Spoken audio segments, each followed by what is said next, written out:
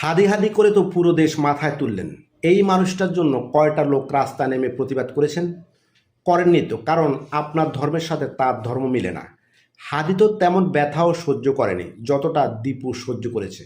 ঘন্টার পর ঘন্টা তাকে তিলে তিলে ব্যথা দিয়ে শেষ করা হয়। দীপুর জায়গায় নিজেকে একবার কল্পনা করে দেখুন।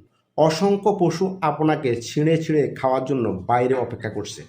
শেষ ভরসা হিসেবে গার্মেন্টস কর্তৃপক্ষের পায়ে ধরলেন। তারা আপনাকে না বাঁচিয়ে দরজা খুলে পশুদের হাতে তুলে দিল। শত শত লোক রাস্তায় মোবাইলে ভিডিও করতেছে।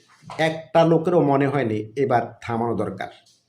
নিচের প্যান্টটা পর্যন্ত রাখতে দেয়নি। শত শত মুসলমানের সামনেই তো হলো। ভারতে এমন ঘটনা হলে আমরা তাদের ধর্ম নিয়ে অনেক খারাপ কথা বলি। এখন নিজের ধর্ম নিয়ে কিছু বলবেন না? বেশি ধর্মীয় হতে গিয়ে আমরা মানুষ হতেই ভুলে গিয়েছি। ধন্যবাদ।